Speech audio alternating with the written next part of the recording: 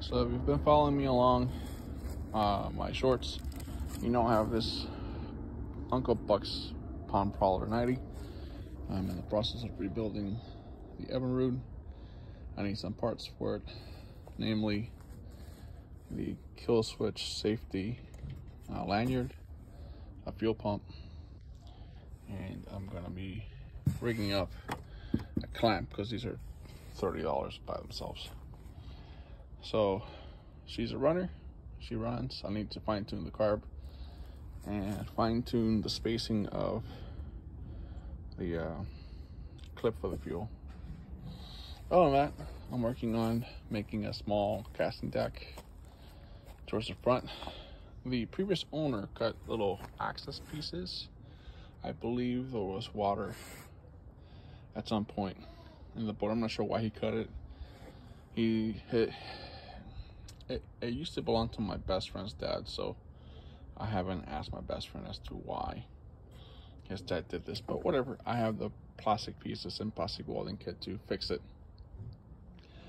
So this is what the frame looks like. It's all 1x material.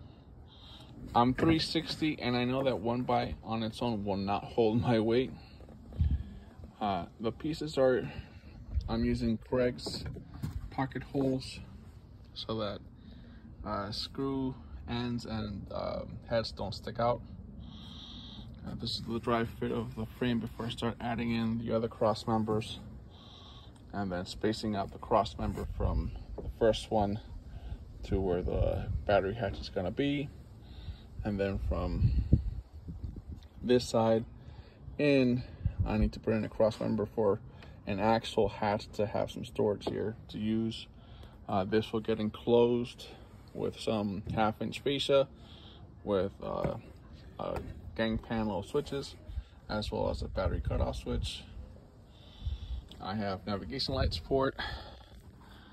I'm going to make the casting deck first, right? Make the frame for it, lay it out on the plywood, and then I'm going to encapsulate everything in fiberglass resin, so that with the resin and the fiberglass, it makes it sturdy enough to hold my weight. And then this will be removable. These pieces here are 1.25 by 1/4 inch. I need to make some adjustment spots for where it's going to go over the molded pieces of plastic, so I don't have to cut the deck. I'd rather cut the wood, it's easier and less of a hassle to fix. But while the holes are here, I'm going to run the wiring for the Garmin depth finder, fish finder that I have.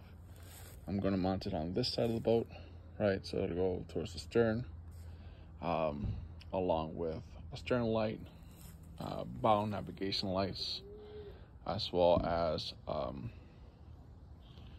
the trolling motor will clamp onto here, and this will be enough space for me to stand on and cast from.